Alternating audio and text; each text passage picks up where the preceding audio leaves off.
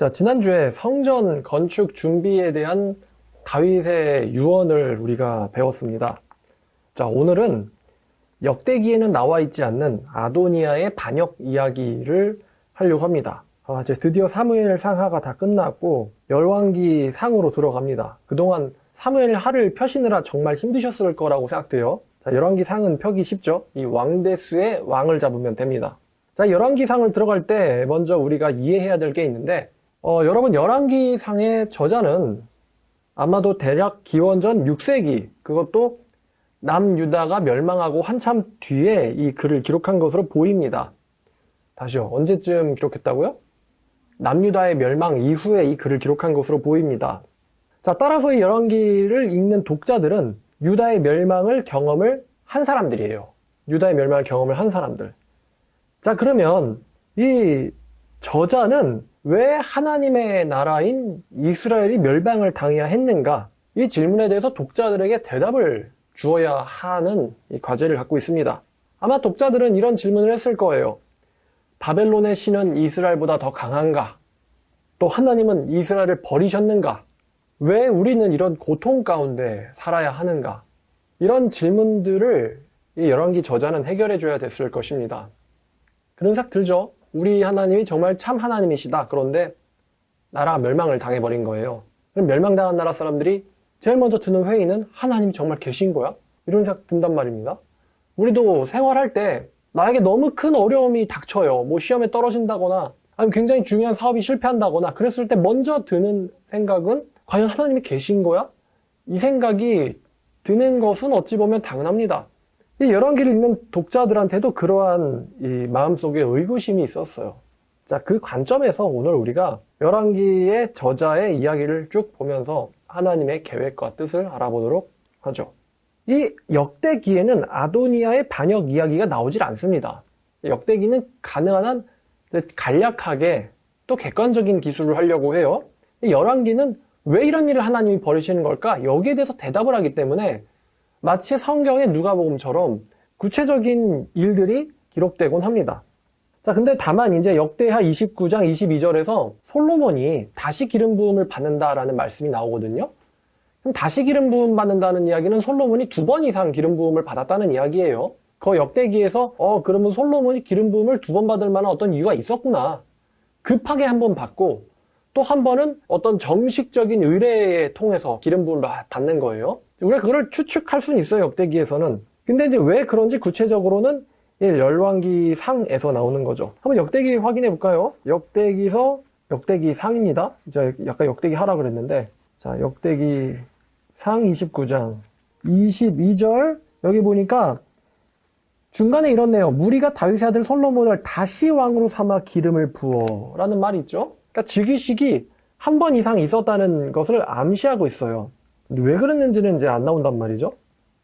자, 그럼 이제 열왕기상으로 돌아가서, 자, 열왕기상 1장입니다. 자, 다윗 왕이 나이가 많아 늙으니 이불을 덮어도 따뜻하지 아니한지라. 그래서 시종들이요, 어떤 한 여자를 얻는데 수넴 여자 아비삭이라고 하는, 이제 어떻게 보면 다윗의 마지막 여자예요. 이 마지막 여자를 얻어줍니다. 자, 3절에 보니까 이스라엘 사방 영토 내 아리따운 처녀를 구하여 수넴 여자 아비삭을 얻어 왕께 데려왔으니, 이 처녀를 구해서 데려왔다는 것은 어떤 성적인 것을 만족시켜줄 목적이 있었던 거예요. 이 시종들한테는. 자, 근데 다윗의 반응이 이러한데, 이 처녀가 심히 아름다워 그가 왕을 받들어 시종을 들었지만 왕이 잠자리는 같이 하지 않았다라고 합니다. 그러니까 신하들은 이러한 부분을 기대했는데 막상 다윗 왕은 다르게 행동을 한 거예요. 자, 그럼 우리가 여기서 좀 고민해 볼 게 있어요. 첫 번째는 다윗 왕은 왜 수넴 여자 아비삭을 앉지 않았을까? 첫 번째는 신체적으로 매우 늙었기 때문이다. 이런 해석이 가능합니다. 이 좀 제가 23살 때 그 대전에 있는 신학교를 제가 잠깐 다닌 적이 있잖아요. 침례신학대학교를.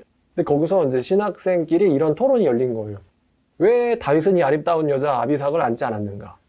그래서 이제 과연 신체적인 늙음 때문인가? 근데 이제 결론이 어떻게 나왔는지 아세요, 여러분? 어떻게 나왔냐면은 다윗 왕이 성화됐기 때문이다 라는 결론이 나왔어요. 강력한 이유가 뭐였냐면은, 남자는 나이가 80이 먹어도 아름다운 여자를 보면 정신을 못 차린다 이거예요. 근데 다윗은 그렇지 않았다는 거죠. 근데 우리가 나이 80 먹은 거 어떻게 알아요? 늙어보는 것도 아닌데. 그래서 다만 그럴 수도 있겠군. 이렇게 이제 남자끼리 이 암묵적 합의가 이루어졌습니다. 그래서 다윗 왕이 형화를 이루어서 하지 않은 것이다. 이런 결론이 나왔어요. 재밌죠? 23살 때 이런 토론을 서로 했다는 게. 첫 번째는 신체적으로 매우 늙었다는 것이고, 두 번째 이유는 이것인데, 복잡한 일을 만들고 싶지 않았다. 이게 이제 두 번째 이유예요. 뭐 성화가 되어서라는 것도 같은 이유입니다만, 그럼 복잡한 일을 만들고 싶지 않았다는 거를 좀 더 들어가 보면은, 자, 다윗의 첫 번째 아들 암논이 이 근친 강간을 저지르죠. 그리고 셋째 아들인 압살롬이 암논을 죽여버려요. 근친 살인을 합니다. 그리고 또 암논이 뭘 일으킵니까? 다윗 왕한테 반역을 일으키죠. 그러니까 왜 이런 일들이 일어나는 거냐? 보면은 원인이 여기에 있는데, 다윗이 우리아를 죽이고 그 아내 바세바를 강간한 사건 때문에 지금 이게 일어난다고 선지자 나단이 다윗에게 알려줬거든요. 그러니까 바세바사에서 첫 번째 아들이 나왔는데 그 첫 번째 아들도 죽어요. 그러니까 이제 여기에 대한 후유증과 트라우마를 다윗이 갖고 있었을 것이다 라는 거죠. 첫째 아들이 강간을 하고 근친강간, 또 그거를 살인을 당해요. 아들이 살인을 당해. 그리고 세 번째 아들이 첫째 형을 죽여버리고, 또 세 번째 아들이 자기를 대항해서 아빠를 죽이겠다며 반역을 일으킵니다. 그리고 자기의 아내들을 취하는 이런 말도 안 되는 일이 이스라엘 한복판에서 일어나 버리죠. 왜 그러냐? 자기가 저질렀던 이 바세바 사건 때문에 이렇다는 거를 다윗은 알고 있습니다. 다윗은 어떻게 생각하면은 물리적으로 인과가 없어. 암논과 이 압살롬 사건은 내가 저지른 사건과는 인과는 없어라고 생각할지도 몰라요. 근데 이 사람은 영적이고 신앙적인 사람이기 때문에 하나님께서 나를 징벌하시는 거구나에 대한 인식이 깊이 박혔다는 거죠. 그러니까 이제 다시 말하면 자기 때문에 첫째, 셋째 아들이 죽고, 또 자기 딸이 강간을 당하고 자기 아내들이 강간을 당하고, 그리고 또 이제 바세바사에서 나온 첫째 아들이 죽어요. 여기에 대한 이 아버지로서의, 또 남편으로서의 트라우마가 얼마나 심했겠느냐, 이런 생각이 가요. 여러분, 그 왜 자식이 죽는다면 가슴에 묻는다고, 자기가 사랑하는 자식이 자기한테 반역을 하다 죽으면은 얼마나 그 부모가 평생 동안 이 상처를 마음속에 갖고 살겠습니까? 그러니까 이 복잡한 일을 만들고 싶지 않았다는 거예요. 이 다윗의 심정은. 그래, 두 번째 이유, 복잡한 일을 만들고 싶지 않아서.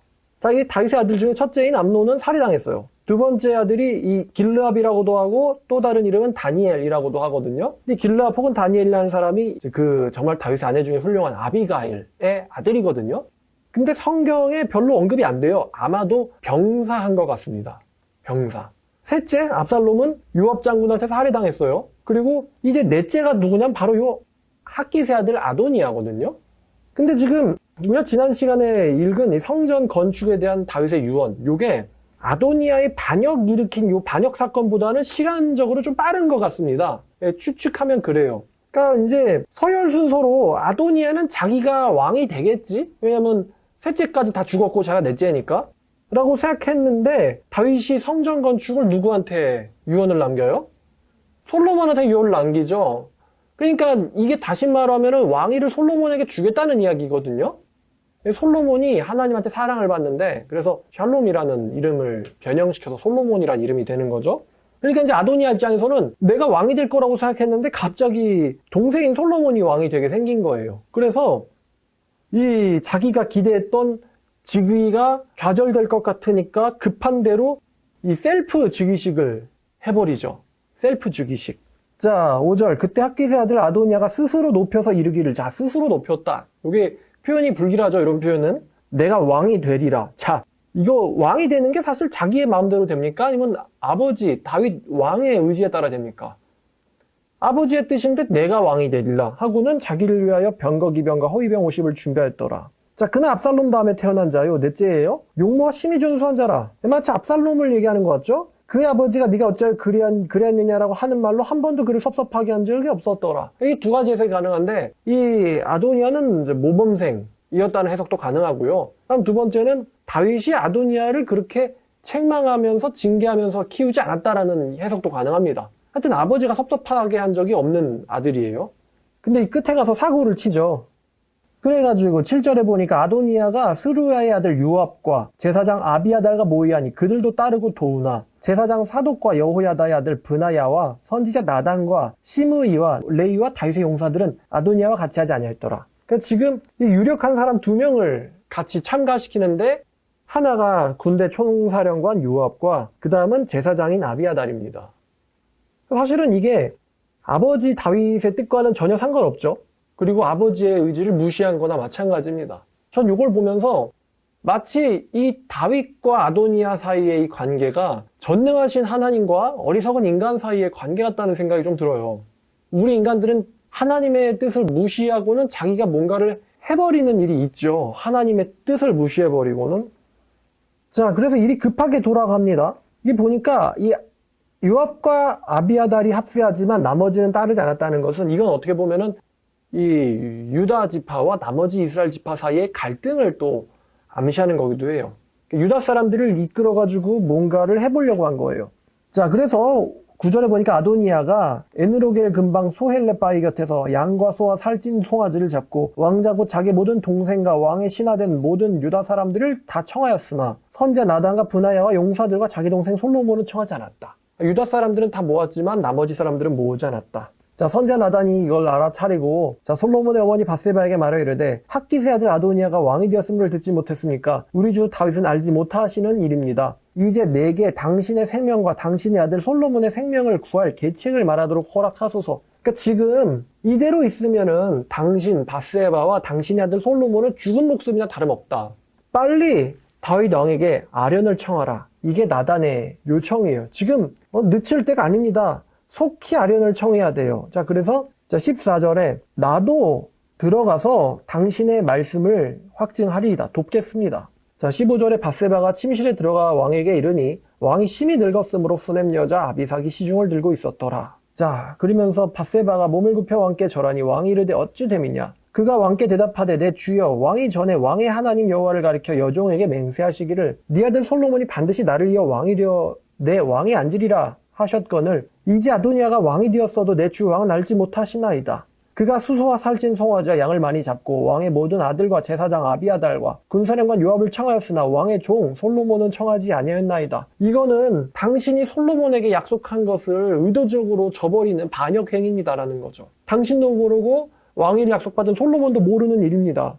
자, 그래서 20절에 내 주 왕이여 온 이스라엘이 왕에게 주목하고 누가 내 주 왕을 이어 그 왕에 앉을지를 공포하시기를 기다리나이다. 그렇지 아니하면 내 주 왕께서 그의 조상들과 함께 잘 때에 나와 내 아들 솔로몬은 죄인이 되리이다. 이제 당신이 나서서 해결해 주지 않으면 나와 내 아들은 죽은 거나 마찬가지입니다 라고 합니다. 자, 그래서 이제 나단이 들어와 가지고 이 나단도 이 이야기를 쭉 설명을 해주죠.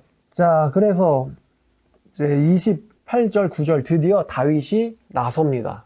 역전의 용사 다윗이죠. 늙었어도. 자, 다윗 왕이 명령하여 이르되 밧세바를 내 앞으로 부르라 하매 그가 왕 앞으로 들어가 그 앞에 서는지라. 왕이 이르되 내 생명을 모든 환난에서 구하신 여호와께서 살아계심을 두고 맹세하노라. 내가 이전에 이스라엘 하나님 여호와를 가리켜 내게 맹세하여 이르기를 네 아들 솔로몬이 반드시 나를 이어 왕이 되고 나를 대신하여 내 왕에 앉으려 했으니 내가 오늘 그대로 행하리라. 이렇게 아무리 아도니아가 뭘 정해도요, 왕이 결단하면 그걸로 끝나는 거예요. 자, 그래서 이제 다윗은 벌써 노련하기 때문에 누구누구를 부르면 일이 간단하게 끝나는지가 계산이 됐겠죠. 뭐 전군을 동원할 필요도 없습니다. 다윗 왕이 이르되 32절 제사장 사독과 선지자 나단과 여호야다의 아들 브나야를 내 앞으로 부르라 하니 그들이 왕 앞에 이른지라. 3명만 부르면 끝나요. 왕이 그들에게 이르되 너희는 너희 주의 신하들을 데리고 내 아들 솔로몬을 내 노새에 태우고 기혼으로 인도하여 내려가고 거기서 제사장 사독과 선지자 나단은 그에게 기름을 부어 이스라엘 왕으로 삼고 너희는 뿔라파를 불며 솔로몬 왕은 만세수를 하옵소서 하고 그를 따라 올라오라. 그가 내 왕이 앉아 나를 대신해 왕이 되리라. 내가 그를 세워 이스라엘과 유다의 통치자로 지명하였느니라. 이렇게 이제 명합니다. 이제 끝나요. 이러니까. 자, 38절에 드디어 제사장 사독이 솔로몬을 다윗 왕의 노새에 태우고 기온으로 가서 기름을 붓고 또 뿔라파를 불고 만세수를 하옵소서 하니 모든 백성이 그를 따라 올라와서 피리를 불며 크게 즐거함으로 땅이 마치 그들의 소리로 말미암아 갈라질 듯하니. 동쪽 문에서는 솔로몬을 기름 붓고 있고 남쪽 문에서는 아도니아가 잔치를 하고 있어요. 아도니아와 그에 함께한 손님들이 먹기를 마칠 때에 그 소리가 들린지라. 요압이 뿔라팔 소리 듣고 이르되 어찌하여 성읍 중에 소리가 요란하냐? 말할 때에 제사장 아비아달의 아들 요나단이 와요. 들어오라. 너는 용사라. 아름다운 소식을 가져오는도다. 글쎄요. 자, 요나단이 아도니아에게 이르되 과연 우리 주 다윗 왕이 솔로몬의 왕으로 삼으셨나이다. 왕께서 제사장 사독과 선지자 나단과 여호야다의 아들 브나야와 이미 사실은 솔로몬의 세력이 구축이 된 거예요. 선지자, 제사장, 군사령관 구조거든요, 이게. 선지자, 제사장, 군사령관을 데려다가 솔로몬과 함께 보내었는데 그들 무리가 왕의 노새 솔로몬을 태웠고 또 제사장 사독과 나단이 기온에서 기름을 부어 왕으로 삼고 무리가 그것을 올라오며 즐거움으로 성읍이 진도였으니 당신들에게 들린 소리가 이것이라. 또 솔로몬이 왕좌에 앉았고 왕의 신하들도 와서 우리 주 다윗 왕에게 축복하여 이르기를 왕의 하나님이 솔로몬의 이름을 왕의 이름보다 더 크게 하시고 아름답게 하시고 그의 왕위를 왕의 위보다 더 크게 하시기를 원하나이다 하매 왕이 침상에서 몸을 굽히고, 야, 이제 즉위 왕위를 넘겨주었으니까 아버지가 아들에게 이제 몸을 굽힌 거예요. 몸을 굽히고 또한 이스라엘을 하나님 여호와를 찬송하리로다. 오늘 내 왕이 앉을 자를 주사 내 눈으로 보게 하셨도다 라고 다윗 왕이 말씀하셨습니다. 야, 이제 끝났죠. 아무리 지들끼리 와서 소 잡고 양 잡고 해봤자 다윗 왕의 노새에 이 솔로몬을 태우고는 공표하면은 그 아래서 꾸미는 모든 음모들은 그냥 파사삭 하고 부서지는 거예요. 그러니까 그 아도니아와 함께한 손님들이 다 놀라 일어나서 도망을 간 거예요. 왜냐면 그 자리에 가만히 있으면 뭐가 되는 겁니까? 반역자가 되는 거죠. 전부 도망가 버려요. 자, 아도니아도 솔로몬을 두려워하여 일어나 가서 제단뿔을 잡으니 라고 얘기합니다. 이 제단뿔이요, 잠깐 여기 체크를 하면은 출애굽기 21장에 도피성이 나오거든요. 21장. 근데 이 도피성에서도 가장 안전한 장소가 바로 제단 근처예요. 죄를 속죄하는 기능을 가지고 있죠, 제단이. 자, 21장 13절부터 보면은 만일 사람이 고의적으로 한 것이 아니라 하나님이 사람을 그의 손에 넘긴 것이면 내가 그를 위하여 한 곳을 도망갈 곳을 정하리니 그 사람이 그리로 도망할 것이며 사람이 그의 이웃을 고의로 죽였다면 너는 그를 내 제단에서라도 잡아내려 죽일지니라. 그러니까 도피성은 살인범이 도망가는 곳인데 그 중에서도 제단은 가장 안전한 장소란 말이에요. 근데 고의적인 살인을 저질렀다면 내 제단에 숨어 있더라도 끌어내려라. 이렇게 말씀하셨는데 이 아도니아가 정말 무서워가지고 이 제단 뿔을 잡았어요. 다시 돌아와서요. 자, 어떤 사람이 솔로몬에게 말하여 이르되 아도니아가 솔로몬 왕을 두려워하여 지금 제단 뿔을 잡고 말하기를 솔로몬 왕이 오늘 칼로 자기 종을 죽이지 않겠다고 내게 맹세하기를 원한다 하나이다. 솔로몬이 이렇게 말합니다. 그가 만일 선한 사람일진데 그의 머리털 하나도 땅에 떨어지지 아니하려니와 그에게 악한 것이 보이면 죽으리라 하고 한마디로 용서해 주겠다는 거예요. 용서해 줄 테니까 앞으로 말씀에 따라서 선하게 살라 이런 거죠. 사람을 보내어 그를 제단에서 끌어내리니 그가 솔로몬과 함께 절하매 솔로몬이 이르기를 네 집으로 가라 하였더라. 어떻게 잘 끝난 것 같죠? 자, 근데 이 아도니아가 압살롬처럼 어리석어요. 어리석은 행동을 합니다.